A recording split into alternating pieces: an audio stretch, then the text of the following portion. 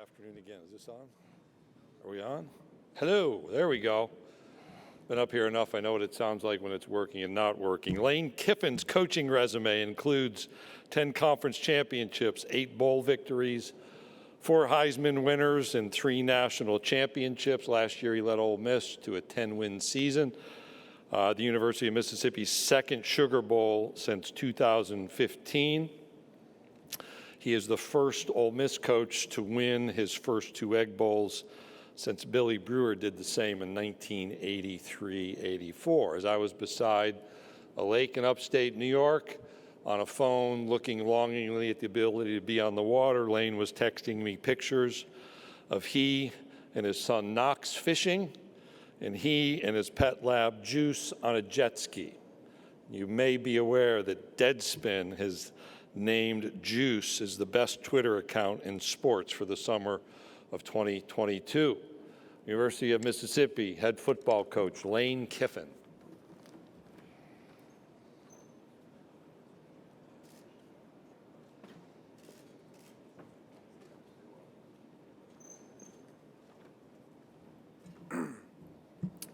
All right, thanks, Commissioner. Excited to be here. You know, I always think that this kind of re-energizes, refreshes you about the season coming up here in the middle of the summer. You know, as you see other players, other coaches, or even as the TV was on before, coming up here on SEC Network, and just kind of reminds you that it's right around the corner. So our job is, I think, really challenging this year because on paper we may look, you know, like we should be decent because we filled a lot of holes with transfer portals. So that is a good system when you lose really good players and you haven't been somewhere long enough to develop a lot of classes of depth. So we are grateful for that, but at the same time, with everything good, there are challenges as well. And you have people coming from, you know, like I've said, kids coming from different parenting, and we got to put them all together as this blended family. So that is challenging, and in fall camp, it won't just be about teaching X's and O's like it always is. You know, we have a lot of culture work to do that you don't really have to do as much because it's already established, because your best players normally have been in your program for a year or two. So look forward to that challenge. All right, thank you, Coach. If you have a question, please raise your hand. Jack, Jake, or Preston will get a microphone to you. Again, please put the microphone up close to your mouth so we can hear you, and give your name and affiliation. Coach, we're going to start right here in the center, about halfway back. Go ahead, Michael. Hey, Lane, Michael Cascarande, AL.com. Just wondering your philosophy on calling trick plays when you do them, and what do you remember about Nick Saban and his philosophy on that? Well, like Kirby Smart used to say, sometimes you come up here and just end up talking about Alabama. So our first question somehow is about Nick Saban. So that's pretty usual. Trick plays, I don't know. I think kind of offense has evolved so much from where we used to be that in a way maybe you don't run as many because you know we're not quite the same as we used to be as far as setting things up as much, because so much is about tempo and how we do things. So I would guess, you know, analytics on trick plays would show maybe we don't do as many as we used to. And Coach kind of was with trick plays, kind of like, you know, fake kicks. Like it had to be a discussion a lot of times right before. He would want to know that week what was in and why, and a lot of times you'd, you know, run it by him before. So, and if they worked, he was happy. If they didn't work, you got ass chewings. All right, Coach, we'll go over here on the right side, about midway back in the orange. Coach, Ryan Lavoie, Sports Call Auburn, this way. Ryan Lavoie, Sports Call Auburn. Your offenses have been well regarded for a long time now, and you just lost a quarterback in Matt Corral who you had a lot of praise for. When you look at Jackson Dart, how do you think he's coming along learning your offense? And just in general, do you think your offense is a difficult one to master? Well, I think we've had a lot of really good offenses you referred to because we've had really good players and really good coaches, assistant coaches. So that's always changing. I think, you know, we don't probably do a lot of things not as well as others, but I think one thing we do pretty well is change our offense to our players, to our skilled players, and it's why people will say we look so different year to year. That's not necessarily off-season studies. That is more who our players are. And now with the portal, we know less about that, so I can't really tell you right now what it's going to look like. We're going to need training camp to figure that out. As far as the quarterback, Jackson coming in, he's young, just like Luke. They just finished their freshman year, and so it was good to have those guys for spring. It's very competitive. We look forward to those guys battling it out and making them both the best that we can, because a lot of times you need both. Coach, we're going to go right in front of me, about 3 rows back. Coach Drew DeArmond, WZZN Radio, Huntsville, Alabama. I know you had a lot of history with Charlie Weiss Jr. at Alabama and then with you at FAU. Talk about bringing him back to your staff at Ole Miss and the job he could do. And also, second part of the question, one of the portal additions, Michael Trigg, had a great spring, and talk about kind of your expectations for him. Okay, I'll start backwards. Michael Trigg, very talented player.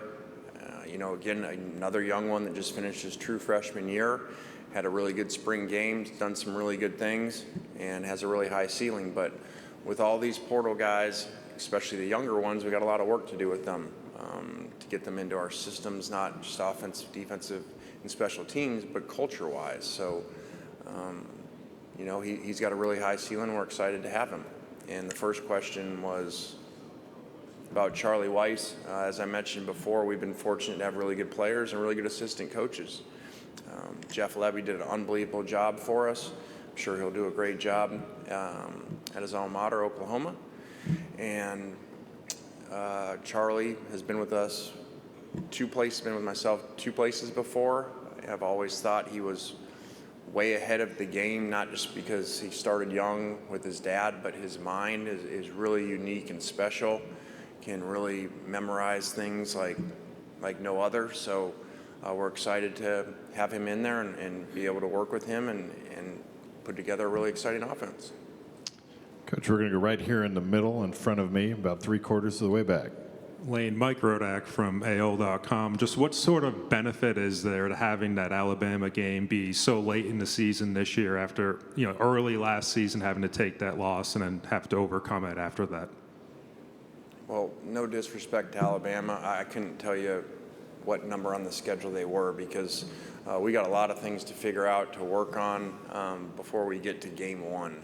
So I'm not concerned about the schedule. I had a question earlier. Do you like that supposedly it's easier up front? Well, you don't know that. You got no idea. At the end of the year, all you guys, us included, think these teams are going to be better than these, and you don't know. So we just got to work one day at a time, integrate all these new players in, and play the best we can. Okay, we'll go down here, front left, Parrish, behind you, other side. Parrish, Alford Daily Journal. Lane, can you talk a little bit about the things Matt did for you off the field last year, leadership, other characteristics, and where your candidates are in those areas? Well, Matthew is a special player, as you guys know, but a special leader. And, he just led by example. He'd go run in the offseason with the receivers and beat all of them, including Mingo, who's here. Will tell you the story, how hard he worked. And I think our defensive players, he won them by the style that he played, by running over linebackers. And so that's a challenge to replace. And so that won't just be quarterback. I think you got to have great leadership when you lose somebody like that, and you have young quarterbacks coming in regardless of who wins it, for other people around him, around that position, to step up. Coach, we'll go right here on the near aisle, closest to you, right in front on the aisle. Hey, Lane, Colin Wilson with the Action Network. Before last season, the record for 4th down attempts was 46. Ole Miss had 49 last year. Is there an expectation that will be the current pace this year? Is it just down and distance, analytics, field position, or could we be even more aggressive with Ole Miss football this year? Well, thank you. I did not know we set a record. So now I know we have the most attempts in the history of football. So I used to coach for Pete Carroll. He said, don't just do things really well, do them better than anybody's ever done before. So at least I know that stat. And I think that's an interesting stat, that when you talk about recruiting and players and once they get there, we sell too that we believe in you. And that's why it's not just, analytics, that's a huge part of it, but it's the players feel that we believe in you, that we put you in those situations, that we play so aggressively. And, so I can't predict what that's going to be like year to year as far as fourth down attempts, but, it's not easy. And like anything, if everything was easy, everybody would do it. So I get a lot of coaches don't follow the analytics because it's very hard for that press conference afterwards or that stadium to turn on you when it doesn't work. And the Alabama game the last 2 years is a perfect example. The first year we play them, we make a bunch of them, and everybody's saying, oh, that's great, and then the next year we don't.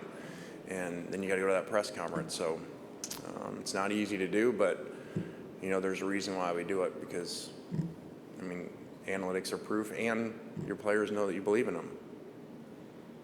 Coach, we're going to go to our left, back alongside the wall. How you doing, Coach? Scotty from Off Script, two-part question. There's two big personalities in the state of Mississippi, you and Deion Sanders. How has Deion Sanders touching down in Mississippi affected your recruiting? And also, I see that you have Central Arkansas on your schedule. Is there any plan down the line to play at Jackson State University? And are you open to that?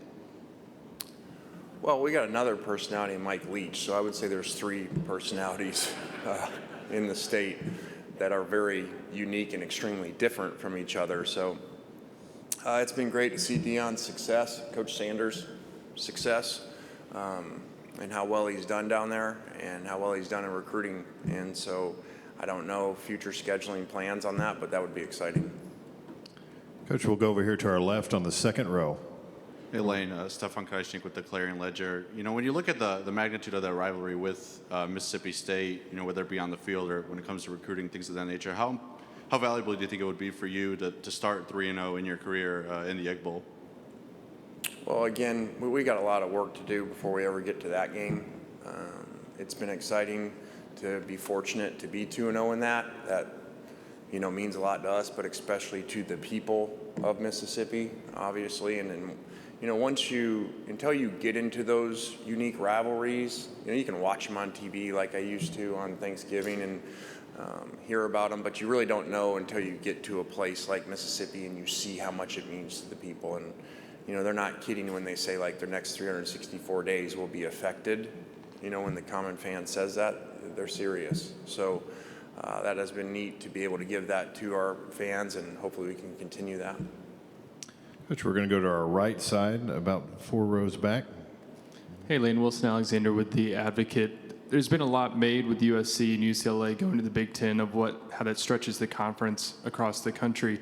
When you were the coach at USC, what kind of challenge would it have been to travel that much during a season? Well, that would be a lot, especially, when that schedule wasn't a lot of traveling, in the Pac-12 or Pac-10 even before that. So the Notre Dame game was a big thing, every year. And do you even go 2 days early in that conversation? So there'll be different challenges with that for a conference that's not used to traveling very far. So, but we got plenty of our own issues and problems to work on. So, and they can deal with that in whatever 2 years from now. Coach, we're going to go back over here on the left-hand side. Edgar. Yeah, Edgar Thompson, the Orlando Sentinel. You ready for another Nick Saban question? Sorry. Sure. There's been a lot of SEC coaches who came from that tree or worked for him at least, and with varying degrees of success. What aspect of the blueprint that so many are trying to implement is critical to have in your program? Like if there was one or two aspects. Well, I did an interview the other day that went more in depth in this, and it really is amazing.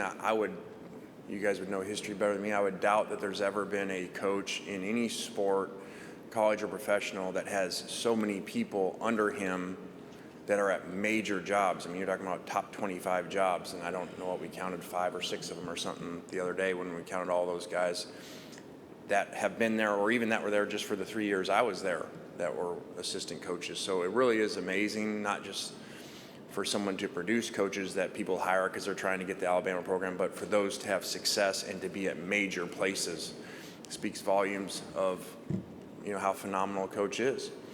I think people take very different things from him, and I think you see that. I kind of think there's a difference when you look at offense and defensive coaches. I feel like when you look at the defensive coaches that leave there, usually like the Georgia blueprint, basically take everything and move it there.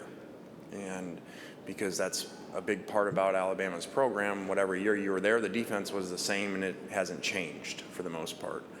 And I think the offensive head coaches leave, whoever, Billy or Sark or Locks, and the program looks a little different because they usually have their own offensive flair that they end up running.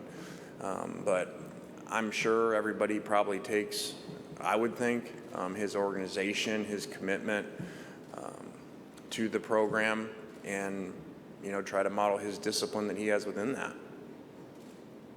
Coach, we're going to go down here to our right-hand side, second row.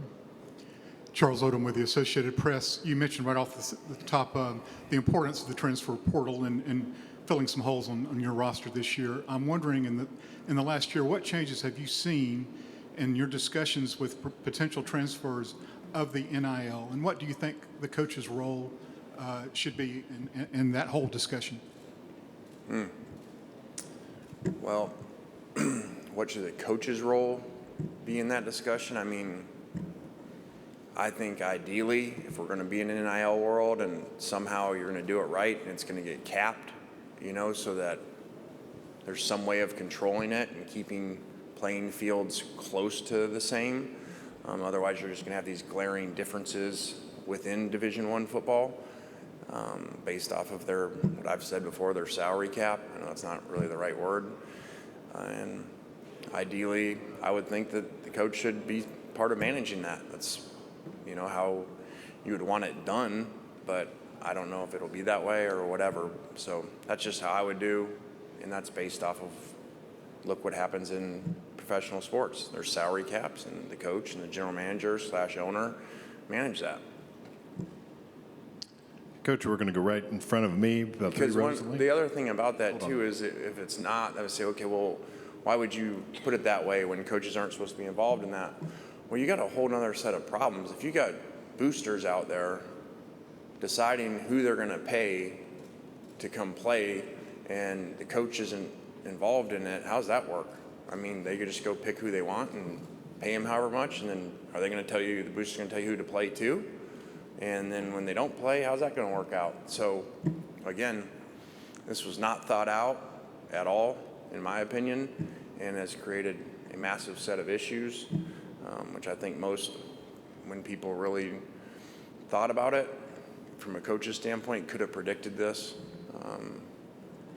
was going to happen. All right, we'll go straight down in front of me, 3 rows back. Lane. Right here. Lane Kiffin. This is Lane Higgins from the Wall Street Journal. Cool.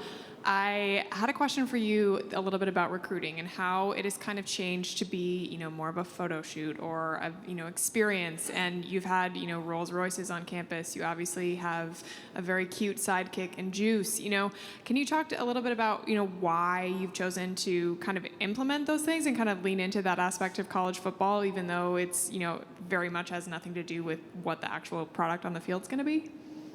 Because I think for you guys that have been around me or listened to me, we don't sit around and complain how things are and how they should be. Yeah, ideally, shouldn't be picking places off of what your photo shoot is or what car they're taking pictures in. There's a lot of things that I wish were different, but it is what it is. Just like Coach Saban wants rules changed about hurry-up offense. Well, he adapted. So we don't sit around and worry about that. I think we try to be creative. We kind of have a saying, we don't think outside the box, we just create a new box. And so if that's what kids care about and look at, then, we don't do things the way they were done before. And I think that's how we would operate anywhere, but especially at Ole Miss, you need to be that way to have a chance. So like the commissioner, I didn't wear a tie today. And he's like, man, I've always wanted to do that. I'm like, well, don't just do things the way they were before. He's like, I was waiting for someone to do it. So maybe the commissioner won't have a tie next year. Because why are we supposed to wear a tie? Just because it was done before? Doesn't really matter. All right, we're going to go midway through this mid-aisle, learn on the aisle. Hi, Lynn. Aaron Groshon from the Cats Paws in Lexington. Kentucky is the cross-divisional game this year. What do you remember about that matchup a few years ago in 2020, and what's impressed you with how much that program has changed since when you saw them at Tennessee? One day they're going to make you guys stand up because half the time I have no idea who's asking the question, so I just look around.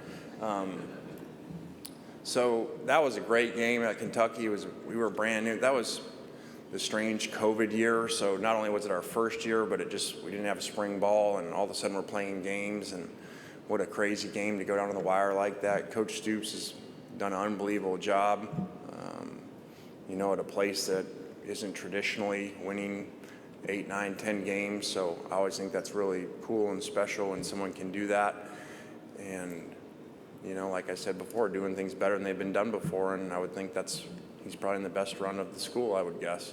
So we'll have a set of challenges there.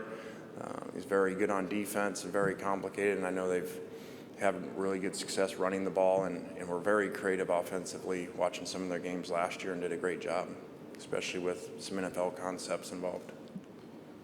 All right, we're going to go coach right in front of me. Kirk, third row back. Kirk Bowles from the Austin American-Statesman. I support the no-tie look, by the way. There you go. USC, UCLA, Texas, Oklahoma, 4 huge brands. 3 of them really not at the top of their game right now. Do you think they, all 4, know what they're in for joining these 2 power leagues, and you think they'll struggle for a while? They've been playing in great conferences and against great opponents, and so, I just say how it is. I don't know that there's a huge jump into the Big Ten. I think going to the SEC is a whole nother animal, and I think the draft picks and national championships prove that coming out of the SEC, and I've just said it's a different world. They've said it for a long time. The SEC just means more, and it does. And it's just different. It's ahead of the game. And now, over the last 5, 10 years, the players have started coming that didn't used to come from the Northeast and the West Coast very often at all. And that transition, I feel like, started with Alabama especially, and now they're coming to the SEC. So that's a big challenge. So I know everything obviously is about money nowadays, or else teams wouldn't be going with these, playing all over the place and breaking up these awesome traditions. So, the coaches got to deal with it and get ready for a different world. Coach, we're going to go right here on the far right, front row, just right over to our right. Thought I'd stand up for you, Thank just you. like you asked. Front row is a little easier on that part. Yes, sir. So obviously there's been a lot of, you're just talking about the volatility with the realignment in college football. What's it kind of like, as one of the coaches in the SEC, one of the conferences that everyone's been eyeing, trying to get into, what's it like to be one of the people on the inside where there's all this volatility going around? Well, I hadn't really thought about it that way. I've said, just like I mentioned, the SEC is the top of everything. And, so people are always trying to chase the SEC and figure it out. So I don't know the history behind the moves, but I'm sure it had something to do with the SEC starting the unique moves for that to happen, for traditional teams like USC and UCLA to move like that. So not that my opinion matters on it, but I don't like that. I think that that's really, there's so much tradition, and when you go to places, and you've been at USC, you've been at all these different places, you see how passionate fans are about certain things and what matters and rivalries, and for those to be dismantled for money is kind of a shame. Okay, we have time for 3 more. We're going to start right over here on our right in the middle section. Connor O'Gara, Saturday Down South. Excuse my tie. Apologies for that. Lane, I saw that you signed a mustard bottle earlier. Have you signed a lot of those in the last 9 months? I did sign a mustard bottle. That was the first guy to come up, which I think he had Alabama shirt on, so I was a little confused there. And so, yes, I've signed a lot of mustard balls and golf balls, which normally I haven't. So it's been a unique off season. Okay, we're going to stay over in that. And I'd like to say on the golf ball, which goes back to the first pitch, which I threw out for the Tennessee game, and we got swept by Tennessee and didn't play well, and everybody thought it was my fault. I had a plan. I wanted our guys to stay humble and not play very well, and then we'd go win the national championship in baseball. So I'd like to say that was a plan. So all the Tennessee fans that were all excited about sweeping us, there was a plan. All right, we'll go over to the same section midway back. Go ahead, sir. Here's the mic. Hey, Coach, over here. Drew Barrett, ESPN, Arkansas. Last year, not only one of the best games y'all played in, but as far as the SEC in general, was against Arkansas. What are your thoughts about the rivalry with Arkansas and it becoming possibly one of the big marquee rivalries in the SEC? Well, that was an exciting game, and again, it just shows you can't predict year to year, week to week. You got no idea how games are going to go because that game was completely different than the game the year before with them in a low-scoring game. So that's an exciting rivalry, one that means a lot to fans as well. And Coach has done an unbelievable job there, turning around a program that we got there at the same time, and had really struggled. It wasn't like Arkansas was losing, most of their games close. So to see the turnaround that Coach Pittman did is really amazing. Hey, Coach, we'll go right here on straight in front of me, about midway back in the blue. Joe Goodman, AL.com. 1 year into NIL, what have you found works with NIL? What doesn't work? And you say college football is all about money right now, so how have you managed that in your program? You mentioned maybe there needs to be general managers, but have you kind of delegated that responsibility to someone already, or how have you gone about dealing with that? Well, the first question is the keys to NIL and how do you do well at that? You have really good boosters. That's how you do well at it. So I'll say what other people don't say, as you know. So it's like a payroll, in baseball. What teams win over a long period of time? Teams that have high payrolls and can pay players a lot. So we're in a situation not any different than that, which is what I'm not saying I'm sure other people said it. I said it day one, you legalize cheating, and so get ready for the people that have the most money to get the best players. And now you have it. So it is what it is. And as far as a general manager to manage that, we aren't allowed in the current system to manage what they make. So there isn't, we're not there yet. And I don't know that we ever will be. That's just what I said it should be, because that's what any other, professional sports, which is what we are now, does. All right, Coach Kiffin, thank you for your time. All right, guys, thanks for coming. Appreciate it.